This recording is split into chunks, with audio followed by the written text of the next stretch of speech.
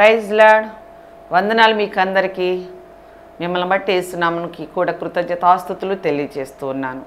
బాగున్నారండి? మనందరం బాగున్నామని యేసునామములో నేను నమ్ముచూ ప్రార్థన చేస్తూ ఉన్నాను. ప్రార్థనతో వాక్యాన్ని మొదలు పెట్టుకుందాం. కళ్ళు మూసుకుందాం. హల్లెలూయా, హల్లెలూయా, హల్లెలూయా, హల్లెలూయా. యేసయ్యా, స్తోత్రములు స్తోత్రములు స్తోత్రములు నాయన. హల్లెలూయా. స్తుతి స్తోత్రములకు ఆరాధనకు యోగ్యుడవైన యేసయ్యా, మీకు వందనాలు, కృతజ్ఞత, స్తుతి స్తోత్రాలు తెలియజేసుకుంటున్నానయ్యా. పరలోకమందున్న నా దేవుడవు, నా ప్రభా యేసయ్యా, నాయన మీరు తప్ప వేరొక దేవుడు లేడు నాయన. అయ్యా, మీ నామం ఎల్లప్పుడూ పరిశుద్ధపరచబడును గాక. యేసయ్యా, మీకు వందనాలు, స్తుతి స్తుతి స్తుతి స్తోత్రాలు తెలియజేసుకుంటున్నానయ్యా. ఇదిగో నాయన ప్రభ, మరి యొక్క నాయన ప్రభ వాక్య పరిచర్యందు నా తండ్రి ప్రభ మీ బిడ్డలతో మాట్లాడుతూ ఉండగా మీ బిడ్డలను నన్ను ప్రభ మీ ఆత్మతో నింపి మమ్మల్ని మరుగు చేసి నాయన మా హృదయాలను తెరిచి నాయన మీ వాక్యం చేత మాతో మాట్లాడి మరి మీరు రాకడకు అనగా రహస్య రాకడకు నాయన మీరు త్వరగా రాబోతున్నారు. రహస్య రాకడలో పెండ్లి కుమారుడిగా రాబోతున్నారు తండ్రి ప్రభ. ఆ తర్వాత యువత గోత్రపు సింహముగా రాబోతున్నారు ప్రభ. అందరికీ తెలిసేటట్లుగా బహిరంగ ప్రభ. ఆ రాకడ కంటే రహస్య రాకడకు నాయన క్రీస్తు బండ మీద కట్టబడిన సంఘమును సిద్ధపాటు చేసి నాయన వధువు సంఘముగా నాయన అలంకరించి సిద్ధపాటు చేయమని నజరేయుడైన యేసుక్రీస్తు నామములు ఈ వాక్యం చేత మేము ఇంకనూ నాయన మరల్చబడి నాయన మార్పు చెందిన ఆయన చిట్ట చివరిలో నాయన కడవరి గడియల్లో ప్రభ మమ్మల్ని మేము మీకు సమర్పించుకునే ఆ యొక్క జ్ఞానము ఆత్మ మాకు అనుగ్రహించమని, ఆ స్వస్థ బుద్ధి మాకు అనుగ్రహించమని నజరేయుడైన యేసుక్రీస్తు నామంలో ప్రార్థించి వేడుకుంటున్నాను పరలోకమందున నా తండ్రి. ఆమేన్. Praise lord. మరొకసారి యేసునామములో మీకు అందరికీ వందనాలు తెలియజేస్తున్నాను. సంతోషంగా ఉన్నారా అందరూ? వాక్యంలోకి వెళ్ళిపోదాం. మనకు చాలా తక్కువ టైం కనుక వెళ్ళిపోదాం. చాలా మాట్లాడాలని ఉంటుంది కానీ నాకు టైం చాలా తక్కువగా ఉంది కనుక వాక్యానికి మనం ఆ యొక్క టయాన్ని వాడుకుందాం. యేసయ్యకి ఇచ్చేద్దాం మా సమయం అంతా. ఆమేన్. హల్లెలూయా. సరే, గలతీలకు రాసిన పత్రిక పౌలు గారు గలతీ సంఘానికి రాసినటువంటి పత్రిక 5వ అధ్యాయం మనం చదువుకుందాం. మరొకసారి మీకు అందరికీ స్వాతంత్ర దినోత్సవ శుభాకాంక్షలు. నిన్న అందరూ మంచిగా చేసుకున్నారా? స్కూల్ పిల్లలు స్కూల్కి వెళ్ళారా? సేవకులు, విశ్వాసులు అందరూ మన చర్చిలో ప్రార్థనలు జరిగినాయి కదా, భారతదేశము ప్రజల కోసము కదా. ఆమేన్. హల్లెలూయా. మనందరి ప్రార్థన యేసయ్య ఆలకించారు. హల్లెలూయా. అదే స్వాతంత్ర్యం. 2 రకాలు స్వాతంత్ర్యాలు. ఒకటి బాహ్య స్వాతంత్ర్యము, 2 ఆత్మీయ స్వాతంత్ర్యము. మన బాహ్య స్వాతంత్ర్యానికి తీసుకొచ్చింది మహాత్మా గాంధీజీ కదా, మన పితామహుడు అంటారు కదా. అలాగే మరి మన ఆత్మీయ జీవితానికి స్వాతంత్రం తెచ్చింది ఎవరు? నజరేయుడైన యేసుక్రీస్తు ప్రభు. ఆమేన్. హల్లెలూయా కదా. ఆ కల్వరి సిలువలో 2025 సంవత్సరాల క్రితం మనకి స్వాతంత్ర్యాన్ని తీసుకొని వచ్చారు. ఆమేన్. హల్లెలూయా. అంటే అంతకుముందు లేడా పాత నిబంధన గ్రంథంలో అని మనం అనుకోవచ్చు. భూమికి పునాది వేసినప్పుడే అనాది కాల సంకల్పము చొప్పున మనకు ఒక ఆత్మీయ తండ్రి యెరూషలేములో భూమి మీద పునాది వేయబడి ఉన్నాడు. ఆమేన్. హల్లెలూయా. అదే అక్కడ నూతన యెరూషలేము పట్టణం. అబ్రహాము గారు తన యొక్క ఏకైక కుమారుణ్ణి బలి ఇచ్చేసినట్టే. ప్రభు ఆగు అబ్రహమా అనకుండా ఉంటే ఇచ్చేసినట్టే. అసలు ఆల్రెడీ ఇచ్చేసినట్టే అర్థం చేసుకోవాలి. మరలా ప్రభు కృప ద్వారా అప్పటి నుంచి వాగ్దాన పుత్రుడుగా మారాడు. ఆమేన్. హల్లెలూయా. అదే స్థానంలో మందిరం కట్టబడతా ఉంది. 2 దేవాలయాలు కట్టారు. మళ్ళీ ఇప్పుడు అవి పడేసేసారు. 3వ దేవాలయం కట్టబోతున్నారు. యెరూషలేంలో ఇశ్రాయేల్ ప్రజలు 2026 నెక్స్ట్ ఇయర్ మరి ఏమవుతుందో ఆ యొక్క ఇయర్లో కానీ ఆ యొక్క భయంకరమైన దినము రాకమునిపే క్రీస్తు 2025 సంవత్సరాల క్రితం మనకి స్వాతంత్ర్యాన్ని తెచ్చిపెట్టారు. ఆమేన్. హల్లెలూయా. యేసుక్రీస్తు ప్రభువారు పుట్టినప్పుడు ఇశ్రాయేల్ ప్రజలు ఆయనే మెస్సయ్య, మొదటి రాకడలో మన కోసం వచ్చినటువంటి మెస్సయ్యే ఈ యేసే అని అంగీకరించినట్లయితే బాగుండేదేమో. కానీ ప్రభు మనకి కృప అనుగ్రహించడానికి కొంచెము కాలము వాళ్ళ హృదయాలని కొంచెం కఠినపరిచి వాళ్ళ మీద చూపించవలసిన ప్రేమ, కృప, వాత్సల్యత, దయ, కనికరము మన మీద చూపి ఆయన యొక్క ప్రాణత్యాగము యావత్తు ప్రపంచమంతా కూడా అబ్రహాము గారికి ఇచ్చినటువంటి నిబంధన, వాగ్దానము ఇదిగో మన వరకు వచ్చింది. ఆమేన్, హల్లెలూయా. పరిశుద్ధ గ్రంథంలో హిందూ దేశం అనగా మన భారతదేశము పరిశుద్ధ గ్రంథంలో రాయబడి ఉంది, ఎస్తేర్ గ్రంథంలో. ఆమేన్, హల్లెలూయా. అందుకనే మనము ఆత్మీయ స్వతంత్రం తీసుకొచ్చిన యేసుక్రీస్తు ప్రభు గురించి ప్రార్థన చేస్తూ బాహ్యంగా భారతదేశానికి 79వ స్వాతంత్ర్యాన్ని మనం జరిపించుకున్నాము నిన్నటి దినాన్న. మేము కూడా చాలా చాలా హ్యాపీగా జరిపించుకున్నాము. ఎంత ప్రార్థనలు చేశామో తెలుసా. ఇశ్రాయేల్ ప్రజలు అనగా వాళ్ళు బాహ్యంగా ఇశ్రాయేల్ ప్రజలు, మనము ఆత్మీయమైన ఇశ్రాయేలు ప్రజలము. మనము క్రీస్తును అంగీకరించిన వాళ్ళము. మనకి స్వాతంత్రం తెచ్చిపెట్టింది ఎవరు అంటే బాహ్యంగా ప్రపంచం, మన భారతదేశానికి స్వాతంత్రం తెచ్చిపెట్టింది గాంధీజీ అయితే, మహాత్మా గాంధీజీ తాతగారు అయితే, మనకి యేసుక్రీస్తు ప్రభువారు మన ఆత్మకి స్వాతంత్రం తీసుకొచ్చి పెట్టారు. ఆమేన్. అక్కడ గాంధీజీ తాత కూడా మౌనంగానే ఉండి ఉప్పు సత్యాగ్రహం చేశాడు. మౌనంగా ఉండి స్వాతంత్రాన్ని తెచ్చిపెట్టాడు. ఇక్కడ ఆయన బాహ్యంగానే తెచ్చాడండి. యేసుక్రీస్తు ప్రభు కూడా మన ఆత్మీయ స్వాతంత్రాన్ని తెచ్చిపెట్టాడు. యేసయ్య గారు కూడా మౌనంగా ఉన్నాడండి, మౌనంగా ఉన్నాడు. గొర్రెపిల్ల కొంచెం సేపటికి కట్టికుడు, ఆ మస్తాన్ కట్టికుడు వధించి ముక్కలు ముక్కలుగా చేసి అమ్ముకుని బేరం చేసుకొని బ్రతుకుతాడు.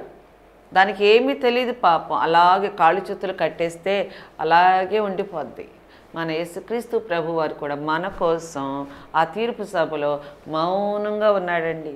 1-2 మాటలు తప్ప మౌనంగా ఉన్నాడండి.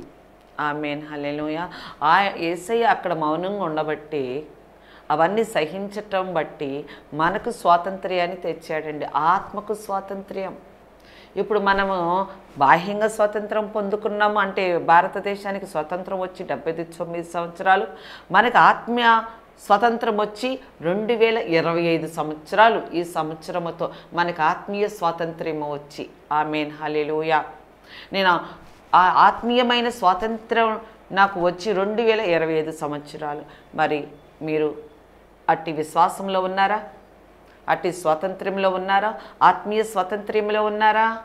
ఆమేన్, హల్లెలూయా.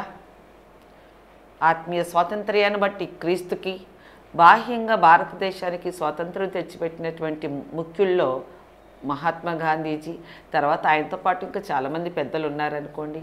ఆయనతో పాటు బోల్డ్ ఫోటోలు పక్కన పెడతారు కదా, గాంధీజీ తాత పక్కన నెహ్రూ తాత, అంబేద్కర్ కదా, వీళ్ళందరూ పక్కన వరుసని లైన్ ఫోటోలు పెడతారు. మన యేసుక్రీస్తు ప్రభు మన ఆత్మకు స్వాతంత్రం తీసుకొచ్చిన క్రీస్తు, నజరేయుడు యేసు, యూదుల రాజు అని పేరు ఆయనకి. హల్లెలూయా. సరే, గలతీల రాసిన పత్రిక, పౌలు గారు గలతీయులకి రాశారు పత్రిక 5వ అధ్యాయం. స్వాతంత్ర్యము అనుగ్రహించి క్రీస్తు మనలను స్వతంత్రులుగా చేసి ఉన్నారు. ఆమేన్, చేసి ఉన్నాడు. ఆమేన్, హల్లెలూయా. స్వాతంత్ర్యము అనుగ్రహించి క్రీస్తు మనలను స్వతంత్రులుగా చేశాడు. మనకి స్వాతంత్రం తెచ్చిపెట్టాడండి యేసుక్రీస్తు ప్రభు. మన ఆత్మకి అంటే ప్రాణాత్మ దేహములకు స్వాతంత్రం తెచ్చిపెట్టాడు. మనం చేసిన అతిక్రమములకి, పాపములకి దేహాన్ని, ఆత్మని రెండింటిని అగ్నిలో పడవేసే మన దేవుడైన యెహోవా దేవుడు ఆ రెండిట్ల నుంచి తప్పించడానికి, స్వాతంత్రం ఇవ్వటానికి మరలా ఆ యెహోవా మహామహుడు దీనుడై, రిక్తుడై మన కొరకు ఆయన పరిశుద్ధాత్మ దేవుడై ఉండి మానవ రూపాన్ని రక్తమాంసాలను పుచ్చుకొని ధరించుకొని రావాల్సి వచ్చిందని మన కోసం, మనకు స్వాతంత్రం ఇవ్వటానికి వచ్చారు. ఆమేన్, హల్లెలూయా. ఇదిగోండి, మనకి స్వాతంత్రం అనుగ్రహించారు యేసయ్య. క్రీస్తు మనలను స్వతంత్రులుగా చేశాడు. స్వాతంత్రం అంటే ఏంటండి?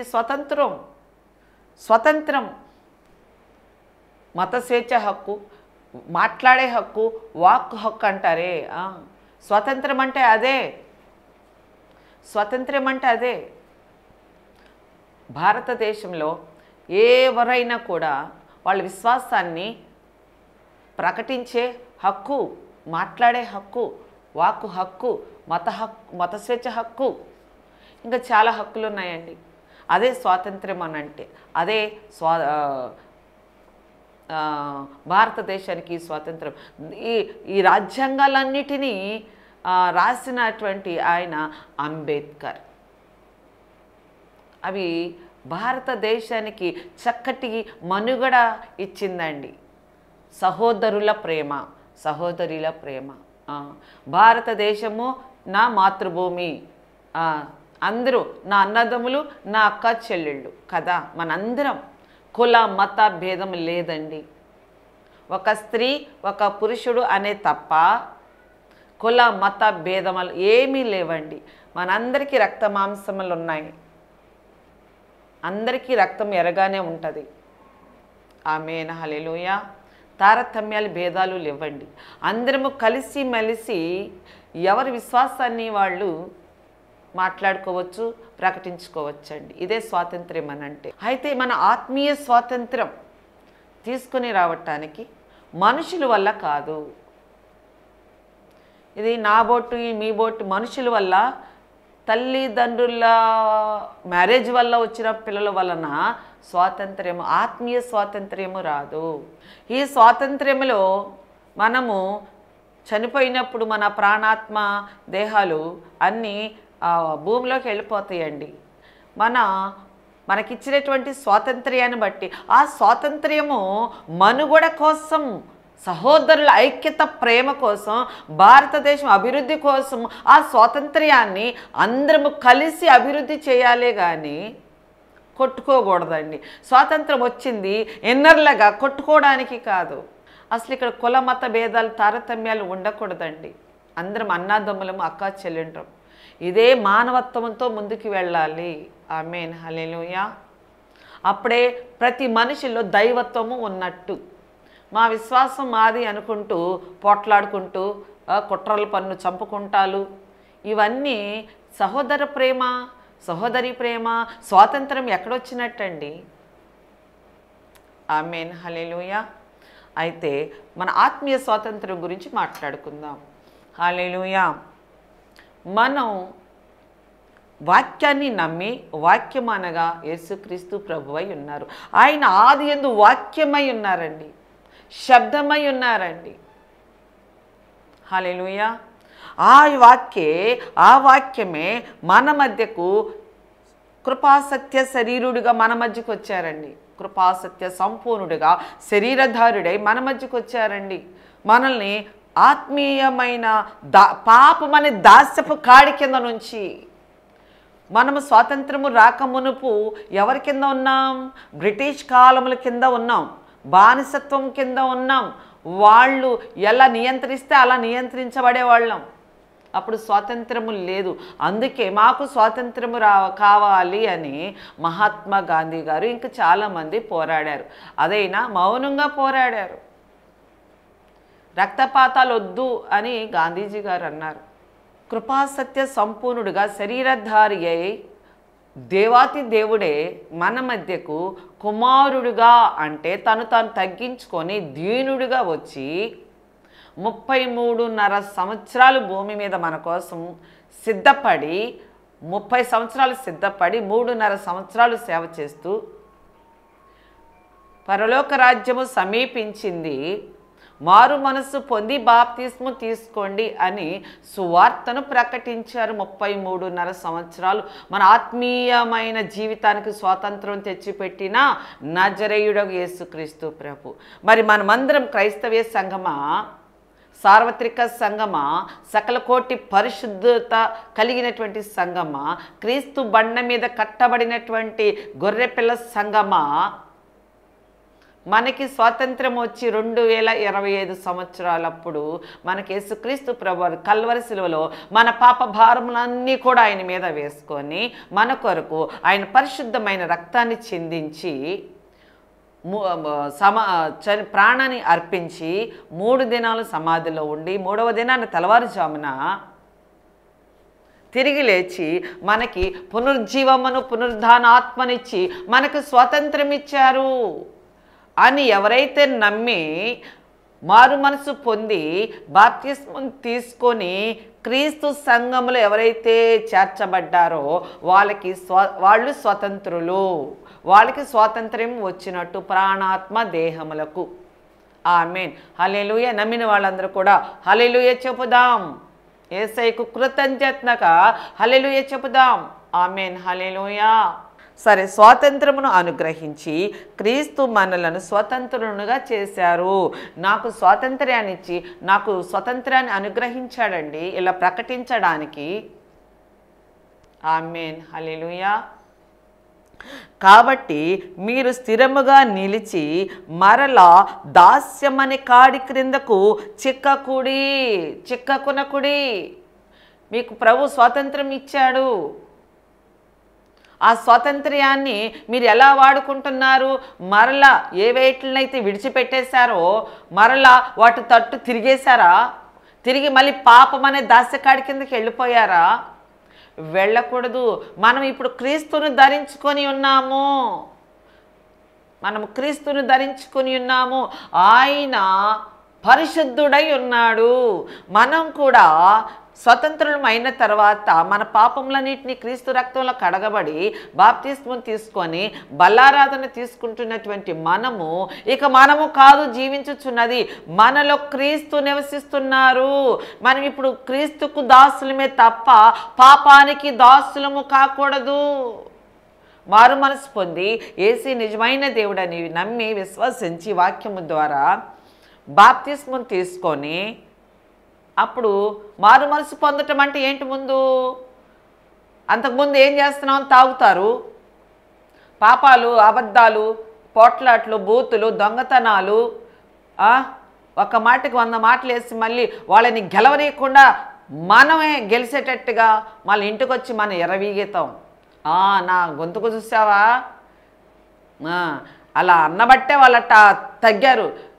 ఇంట్లోకి వచ్చినాక పెద్దోళ్ళు కానీ మన అమ్మలో తాతలు కానీ ఎందుకురా అంత రేజ్ అయ్యావు, ఎందుకురా అంత పోట్లాడతాం ఇదయ్యావు, ఎందుకురా అంత కోపడుతున్నావు, ఎందుకురా నోటి నుండి నన్ను బూతులు వేసుకుని వాళ్ళు నాకు తిడుతున్నావు అని మన పెద్దవాళ్ళు అన్నప్పుడు అలా తిట్టకపోతే వాళ్ళు మన మీద వాళ్ళు పై చేయిగా గెలుస్తారమ్మా. మనం మాట్లాడకపోతే ఎలా అని మనం మామూలుగా మాట్లాడుకుంటాం. అవన్నీ ఒకప్పుడు మారు మనసు లేనప్పుడు అవన్నీ విడిచిపెట్టేసి ఇప్పుడు మనం సాత్వికముగా దీనత్వముగా మనం మారిపోయి ఎప్పుడైతే నీటి బాప్తిస్మం తీసుకున్నామో క్రీస్తుని నమ్మి అప్పుడు మనకి స్వాతంత్రం ఇచ్చేసారు ఇంకా యేసయ్య. ఇక అప్పుడు మన పాపం అనే దాస్యకాడి కింద లేము. ఆమేన్. హల్లెలూయా. అయితే రాను రాను ఏమవుతుంది? ఆ స్వాతంత్ర్యాన్ని నువ్వు దేనికి ఉపయోగించుకుంటున్నావు?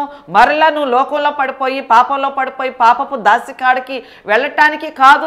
నాకు స్వాతంత్రం ఇచ్చింది క్రీస్తు. నీకోసం నా కోసం ప్రాణం పెట్టింది మరలా విడిచిపెట్టేసిన పాపం దగ్గరికి వెళ్ళటానికి కాదు, మరలా టీవీలకు అతుక్కుపోవటానికి కాదు, మరలా నెమ్మదిగా అబద్ధాలు అల్లేయటానికి కాదు, మళ్ళీ తిట్టడానికి, ఆల్నీళ్ళని తిట్టడానికి, శాపనార్థాలు పెట్టడానికి, కీడు మాటలు మాట్లాడటానికి కాదు. క్రీస్తు నీ కోసం నా కోసం వచ్చింది. అవి మాట్లాడకూడదు. మనము క్రీస్తు వారమై ఉన్నాం. చూద్దామా? ఇదే గలతీ పత్రికలో 3వ అధ్యాయంలో మరొక వచనం ఉందండి. క్రీస్తులోనికి బాప్తిసం పొందిన మీరందరూ క్రీస్తును ధరించుకొని ఉన్నాము. అవునండి, మనం ఇప్పుడు క్రీస్తును ధరించుకొని ఉన్నాం.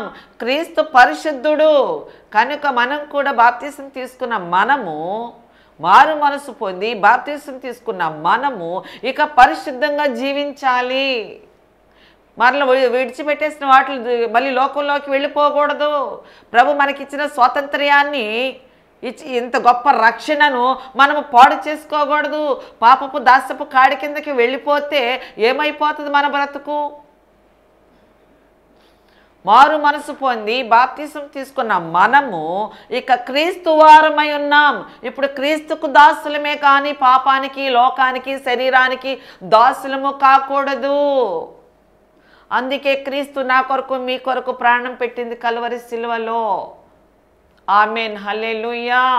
నీ కొరకు నా కొరకు, నీవు చేసిన పాపానికి, నువ్వు చేసిన తప్పుకి, నేను చేసిన పాపానికి, నేను చేసిన తప్పుకి మా వాళ్ళు ఎవరు వాళ్ళ మీద వేసుకోరు నా భారాన్ని. అలాగే మీ భారాన్ని ఎవరు వేసుకోరండి. నీ భారం నా భారం, నీ పాప భారం నా పాప భారం అంత క్రీస్తు కల్వరి శిలువలో తన మీద వేసేసుకున్నారండి. ఆయన పరిశుద్ధుడు. మనం పరిశుద్ధంగా ఉండాలని ఆయన పరిశుద్ధ రక్తంతో మన పాపాలన్నింటినీ కడిగేశాడండి. మన జన్మ పాపము, కర్మ పాపము, మన పితరుల పాపము, మన బాల్య పాపము, టీనేజీ పాపము, యవన పాపము, ఇంకా ఏజుడు వస్తుంది ముసలి వృద్ధాప్యం పాపము, మిడిల్ వయస్సు పాపము, ఇవన్నీ అండి. ఇవన్నిటినీ తన మీద వేసేసుకున్నారు. మన బలహీనతలు, వ్యసనాలు, మన రోగములు అన్నీ తన మీద వేసేసుకుని తన కల్వరి సిలువలో కొట్టివేశాడండి 2025 సంవత్సరాల క్రితం. ఇప్పుడు మన ప్రాణాత్మ దేహాలకి స్వాతంత్ర్యం ఇచ్చారండి. ఆ స్వాతంత్ర్యాన్ని మన తోటి వాళ్ళు రక్షించబడటానికి వాడుకోవాలి. మనము రక్షించబడటానికి అనుదినము మనము రక్షించబడటానికి వాడుకోవాలి. క్రీస్తు నామమునకు మహిమ కొరకు వాడుకోవాలి. క్రీస్తు మనకిచ్చిన స్వాతంత్ర్యాన్ని క్రీస్తుని పోలి మనం జీవించాలి. క్రీస్తు మనల్ని తన కుమారులుగా, కుమార్తెలుగా తన రక్తంలో కడిగి ముద్ర వేసుకొని తన బిడ్డలుగా ముద్రించుకున్నారండి. ఇప్పుడు మనం క్రీస్తుని ధరించుకొని ఉన్నాము అనగా ఈ వాక్యము ద్వారా మనం ఇప్పుడు జీవిస్తూ ఉన్నాము. మనం మారు మనసు పొంది బాప్తిసం తీసుకొని బలారాధన తీసుకుంటున్నటువంటి మనము క్రీస్తుని పోలి జీవించాలండి. అప్పుడే మనకు స్వాతంత్ర్యం. చూద్దామా క్రీస్తుని పోలి ఎలా జీవించాలి? మారు మనసు లేనప్పుడు మనం ఎలా జీవించాము? ఇక్కడే రాయబడి ఉంది. గలతీ పత్రికలో 5వ అధ్యాయంలో మారు మనసు పొందకముందు మనం లోకములో పాపం అనే దాస్యపు కాడి కింద మనం ఉన్నాము. అంటే ఏంటి పాస్టమ్మ గారు అని అంటారేమో. ఇక్కడే ఉంది పాపం అంటే ఏంటి. పాపం అంటే ఏంటి? ఆజ్ఞను అతిక్రమమే పాపము అని ఆది కాండంలో ఆదాము అవ్వ ప్రభు ఇచ్చిన ఆజ్ఞను మీరి పాపం చేశారు. ఇంకా దాన్ని స్పష్టంగా అర్థం అవ్వాలంటే ఇక్కడే ఉంది, రాయబడి ఉంది. పౌలు గారు గలతీ పత్రికలకు రాశారు. చూద్దాం. శరీర కార్యములు, పాపం అని అంటే శరీర కార్యములు చేయవద్దు అని అన్నారు. అక్కడ ఆ పండు మంచి చెడులు తెలియచేసి ఆ పండును మీరు తినవద్దు అని అన్నారు. మాట మీరారు, ఆ పండు తినేశారు. తినేయటం అంటే శరీర కార్యాలు పనులు చేయటం అన్నమాట. అక్కడ వాళ్ళు ఆ పండును తినేశారు. మామూలుగానే తిన్నారండి, కాయ కోసుకున్నారు, తిన్నారు. అంటే దానికి అర్థం ఏంటి? కొత్త నిబంధన భక్తులముగా ఆ పండు అంటే ఏంటి? శరీర కార్యాలు. జీవ ఫలములు వేరండి. జీవ ఫలములు వేరు, శరీర కార్యములు అనే ఫలము వేరండి. శరీర కార్యములు అనగా ప్రభు ఇచ్చినటువంటి ఆజ్ఞ మీరారు. మీరు ఈ చెడు పనులు చేయవద్దు అని అంటే చెడు పనులు చేయటమే ఆజ్ఞను మీరటము, పాపం చేయటము, అతిక్రమము చేయటము, ప్రభుకి ఎదురు తిరగటం అన్నమాట. ఆ పండు వాళ్ళు అక్కడ తినేశారు మామూలుగానే. ఇక్కడ ఆ పండు తినటం అంటే శరీర కార్యాలు చేయటము, దానికి అర్థం అండి. స్పష్టంగా ఇక్కడ రాయబడి ఉన్నాయి. శరీర కార్యములు అంటే ఏంటి అనగా ఆ పండు అంటే ఏంటి, ఆ చెడ్డ పండు అంటే ఏంటి? శరీర కార్యాలు చేయటము. ఇక్కడ స్పష్టంగా రాయబడి ఉన్నాయండి. చక్కగా అర్థం చేసుకోండి. ఇది చాలా మట్టుకు ఆజ్ఞను మీరారు, అతిక్రమం చేశారు, పాపం చేశారు అంటే చాలామందికి అర్థం కావటం లేదు. అవి ఏమనగా జారత్వము, అపవిత్రత, కాముకత్వము, విగ్రహారాధన, అభిచారము, ద్వేషములు, కలహము, మత్సరములు, క్రోధములు, కక్షలు, భేదములు, విమతలు, అసూయలు, మతతత్తలు, అల్లరితో కూడిన ఆటపాటలు. ఇవి ఆ పండు తినొద్దు అంటే ఆ పండు తినటం అంటే ఇదిగో ఈ శరీర కార్యాలు చేయటము అని అర్థం. ఈ శరీర కార్యాలన్నీ పాపము కింద అర్థం, అతిక్రమము కింద అర్థం. ఇవి చేస్తూ వీటికి మనం బానిసలం అయిపోయాం. ఆనాడు బ్రిటిష్ కింద మన భారతదేశం ఎలాగా మగ్గిపోయామో ఈ పాపము కాడి కింద మనం దాస్య కాడి కింద మనం మగ్గిపోతున్నాం. పాస్టర్ గారి ద్వారా, వాక్యం ద్వారా, శబ్ద యంత్రము ద్వారా మనం వింటున్నటువంటి ఈ వాక్యము ద్వారా ఓహో ఇయ్యా పాపాలంటే అది ఇంత మటుకు నాకు తెలియదే అని ఇవన్నీ చేస్తే దేహాన్ని ఆత్మని అగ్నిగుండంలో పడేస్తాడా క్రీస్తు అని ఎరిగి వీటికి భయపడిపోయి ఇవి ఇక చేయకుండా దూరం పెట్టేసాం. మనలో నుంచి, మన హృదయంలో నుంచి, మన తలంపుల నుంచి వీటిని వదిలేసాం, పారేసాం. వాటి విషయంలో మనం సిలువ వేయబడి ఉన్నాము. ఇప్పుడు క్రీస్తులో మనము బాప్తిసం తీసుకున్నటువంటి మనము, క్రీస్తును ధరించుకున్నటువంటి వారు మనము మళ్ళీ జీవఫలములు అని అంటే ఆత్మఫలములు, జీవఫలము, జీవవృక్షమునంటే పరిశుద్ధ గ్రంథము అనగా నజరేయుడు యేసుక్రీస్తు ప్రభువు. ఆ యేసుక్రీస్తు ప్రభువు ఎలాంటి వాడంటాం? ఇక్కడే ఉంది చూద్దాం. ఆత్మఫలము ఏమనగా అనగా క్రీస్తు మనకిచ్చినటువంటి ఆత్మఫలములు, బాప్తిసం తీసుకున్నటువంటి మనకి ఎటువంటి ఆత్మఫలములు అంటే ప్రేమ. మనం అందరి పట్ల మనం ప్రేమ కలిగి ఉండాలి, అందరి పట్ల అందరి మధ్యలో మనం సంతోషము కలిగి ఉండాలి, సమాధానముగా ఉండాలి, దీర్ఘశాంతముగా ఉండాలి, దయాళుత్వము ఉండాలి, మంచితనముగా ఉండాలి, విశ్వాసము, సాత్వికము, ఆశా నిగ్రహము. ఇటు వాటికి విరోధమైనది నియమము ఏదీ లేదు. క్రీస్తు యేసు సంబంధులు శరీరమును దాని ఇచ్చలతోనూ దురాశలతోనూ సిలువ వేయబడి ఉన్నాము. ఇప్పుడు ఇవి తప్ప ఇంకేమైనా బయట నుంచి వచ్చినవన్నీ కూడా శత్రుకి అయిన సైతానికి సంబంధించినవి. ఏవి ఇక మనము వాటికి మనము దాసులము కాకుండా ఉండాలి. యేసునామమునకు మహిమ కలుగును గాక. ఈ వాక్యం చేత పరిశుద్ధాత్మ దేవుడు మనల్ని మరొక్కసారి మేలుకొల్పి మనలో ఏమన్నా ఉంటే బలహీనతలు ఉంటే తీసివేసి ఆయన రక్తంలో కడిగి మరలా జీవవృక్ష ఫలములుగా మనం జీవించుదుముగాక, యేసయ్య రాకడకు సిద్ధపడదుముగాక. ఆమేన్. Praise the lord. స్తోత్రములు నాయన ప్రభా. ఈ వాక్యం చేత నాయన మీరు మమ్మల్ని బలపరిచి మేలుకొల్పి నాయన మీ రక్తంలో కడిగి మీరు అక్కడికి సిద్ధపాటు చేస్తున్నారని అవి మీ గొప్ప వాత్సల్యం చేత నాయన ప్రభ మమ్మల్ని కడిగి శుద్ధీకరించి మీరు అక్కడికి సిద్ధపాటు చేయమని నజరేయుడు యేసుక్రీస్తు నామములో అడిగి ప్రార్థించి వేడుకుంటున్నాను పరలోకమందున్న మా తండ్రి. Praise the lord. వందనాలు. ఆమేన్.